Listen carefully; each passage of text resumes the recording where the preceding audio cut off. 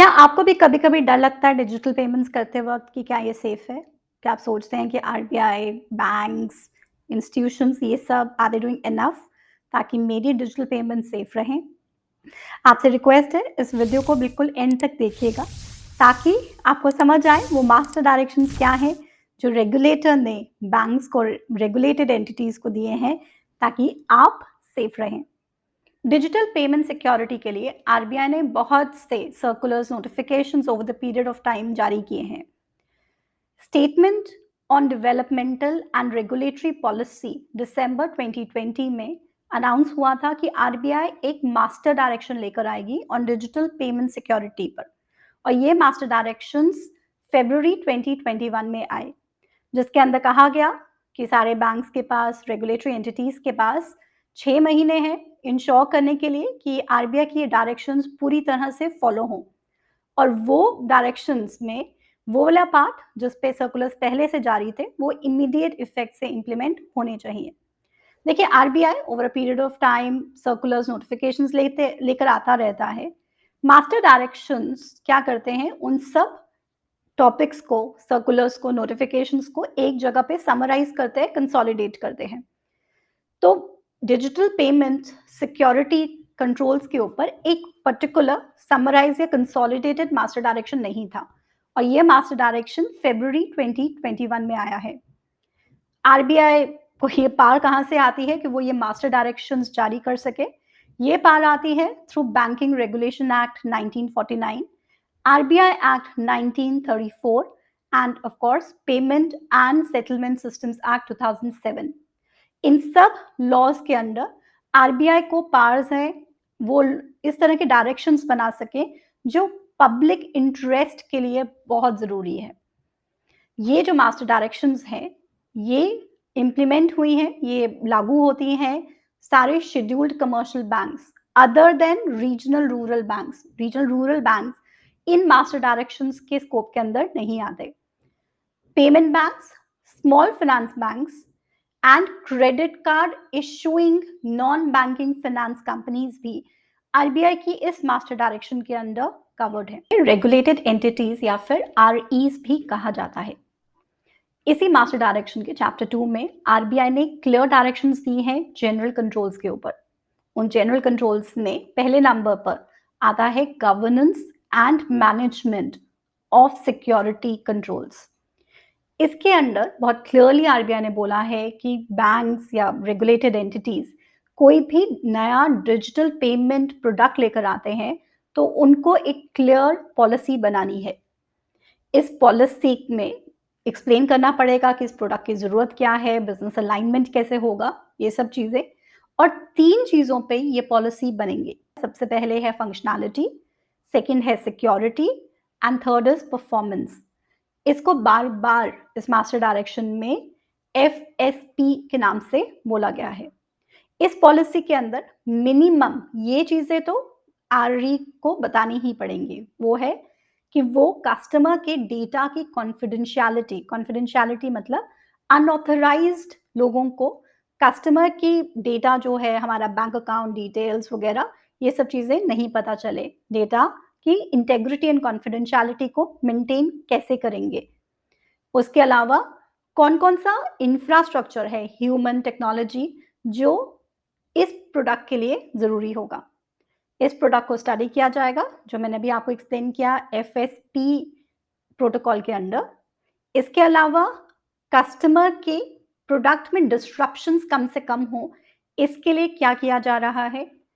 अगर कस्टमर का कोई ग्रीवेंस आता है, कोई शिकायत आती है, तो उसका रिड्रेसल का क्या मैकेनिज्म बनाया जा रहा है, जो भी डिजिटल पेमेंट प्रोडक्ट बैंक लेकर आ रहा है उसके अंदर। और आखिर में पर बहुत ज़रूरी फ्रेमवर्क है जो इस पॉलिसी में आएगा, वो ये आएगा कि रिव्यू का क्या मैकेनिज्म बनाया जा रहा है। हर प्रोडक्ट का जो भी पॉलिसी बनेगी, उसके अंदर उसका सीनियर मैनेजमेंट से रिव्यू करना ज़रूरी है। आरबीआई ने रिव्यू का टाइम दिया है, कम से कम साल में एक बार प्रॉपर रिव्यू तो चाहिए।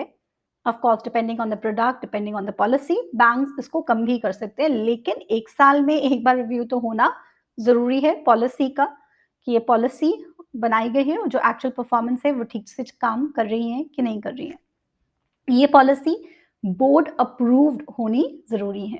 इसी चैप्टर 2 में अदर जेनेरिक गाइडलाइंस भी दी गई हुई हैं, जैसे कि कोई भी वेब बेस्ड अगर सिस्टम है, तो उसके अंदर फायरवॉल्स वगैरह ठीक होने चाहिए, एंड टू एंड एन्क्रिप्शन होना चाहिए, पासवर्ड्स वगैरह क्लियर होने चाहिए, कोई भी कम्युनिकेशन अगर जा रहा है, तो वो एन्क्रिप्टेड है कि नहीं है। अगला इंटरेस्टिंग कंसेप्ट जो इसी मास्टर डायरेक्शन में है, वो है एप्लीकेशन सिक्योरिटी लाइफ साइकिल। ये क्या है? इसके अकॉर्डिंगली पूरा सिक्योरिटी का लाइफ साइकिल बनना चाहिए from the very first step, that is gathering information for the requirement of a digital payment product. उसके बाद जो हमारा डिजाइनिंग फेस है, उससे लेकर इम्प्लीमेंटेशन फेस है, एंड में डीकमिशनिंग फेस तक, हर फेस पर कस्टमर का डेटा की कॉन्फिडेंशियलिटी उसको मेंटेन करके रखना बैंक्स का या रेगुलेटेड एंटिटीज का काम है। अगला इंपॉर्टेंट पार्ट इस मास्टर डायरेक्शन में है, वो है ऑथेंटिकेशन फ्रेमवर्क। आरबीआई ने बहुत क्लियरली बोला है कि कोई भी डिजिटल पेमेंट सिस्टम जो आरईज लेकर आ रहे हैं, उनको इंश्योर करना है कि वो प्रॉपर ऑथेंटिकेशन फ्रेमवर्क को फॉलो करे। ऑथेंटिकेशन मतलब पासवर्ड, आईडीज वगैरह यूज करते हैं। इसके अंदर इंपॉर्टेंटली आरबीआई ने बोला है कि कम से कम एक जो ऑथेंटिकेशन आपका फ्रेमवर्क है या जो भी ऑथेंटिकेशन के लिए आप यूज कर रहे हो, वो नॉन रेप्लिकेबल होना चाहिए। मतलब ऐसा नहीं कि वो मैंने आपसे चोरी कर सकती हूँ आसानी से। जैसे कि एग्जाम्पल दिया गया है, जो हमारे मोबाइल फोन पे ओटीपी आता है, ओटीपी थोड़ी देर के लिए ही वैलिड होता है, तो कम से कम एक डायनेमिक ऑथेंटिकेशन किसी भी डिजिटल पेमेंट सिस्टम के लिए ज़रूरी है। ये आरबीआई की गाइडलाइन है। जनरल कंट्रोल्स में आरबीआई ने जो अगली बहुत इंपॉर्टेंट चीज़ बोली है, वो है फ्रॉड मैनेजमेंट। बहुत चीज़ों के बाद अगर फ्रॉड हो भी गया, तो वो कैसे पकड़ा जाएगा, उसको रिपोर्ट कैसे करना है, इन सब चीज़ों के बारे में आरबीआई ने बहुत क्लियर गाइडलाइंस या डायरेक्शंस बैंक्स को देकर रखी। अगला पॉइंट है रिकंसिलिएशन मैकेनिज्म।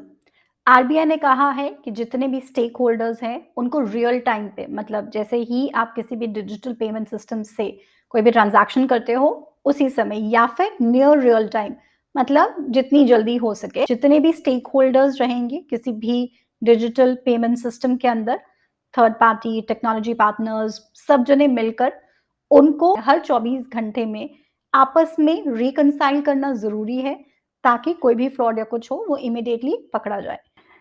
चैप्टर 2 के आखिर में आरबीआई ने बहुत क्लियरली डायरेक्शंस दी हैं about customer awareness and grievance redressal mechanism. उसके अंदर बहुत क्लियरली बोला गया है कि जब भी आप ऑनबोर्ड कर रहे हो किसी कस्टमर को, आप लेकर आ रहे हो किसी डिजिटल पेमेंट सिस्टम के ऊपर, तो कस्टमर्स को उसके जो रूल्स हैं, रेगुलेशंस हैं उससे रिलेटेड, वो सबको मैंडेटरली पढ़ने के लिए आपको बोलना पड़ेगा, तभी आप उसको ऑनबोर्ड करा सकते हो। इसके अलावा कस्टमर्स के लिए अवेयरनेस प्रोग्राम्स और ड्राइव्स चलानी है कि किस तरह से किसी भी डिजिटल जो पेमेंट सिस्टम आपने बनाया है, उसको सेफली किस तरह से इस्तेमाल करना है। Net banking, mobile banking applications and card related security जो भी कंट्रोल्स हैं, वो सब क्या हैं, ये भी आरबीआई ने इन मास्टर डायरेक्शंस में बताए हैं। जैसे कि अगर आपने बहुत देर तक नेट बैंकिंग में लॉगिन किया है, लेकिन उसमें इनएक्टिव हो, कोई ट्रांज़ैक्शन नहीं कर रहे हो, तो वो ऑटोमैटिकली लॉग आउट हो जाना चाहिए। कार्ड पेमेंट के लिए पिन आना चाहिए। ये सारी तरह की चीज़ों को आरबीआई ने इस मास्टर डायरेक्शन में कवर किया है। आई होप आज का सेशन जिसमें हमने आरबीआई की master direction on digital payment security उसको डिस्कस किया, उससे आप थोड़े से कन्विंस हुए होंगे कि बहुत काम हो रहा है डिजिटल पेमेंट्स के साथ-साथ उनके सिक्योरिटी कंट्रोल्स को मजबूत करने के लिए। मुझे सब्सक्राइब करना ना भूलिएगा, ताकि हम इसी टॉपिक पर और फर्दर डिस्कशन कर सकें। किसी भी बैंकिंग और फाइनेंशियल प्रोफेशनल के लिए ये सब एक एसेंशियल रिक्वायरमेंट्स हैं जानने के लिए, और अगर आप बैंकिंग एग्जाम्स के लिए तैयारी कर रहे हैं, फिर तो ज़रूर देखिए। Thank you so much for joining. Do not forget to subscribe and continue watching. Thank you.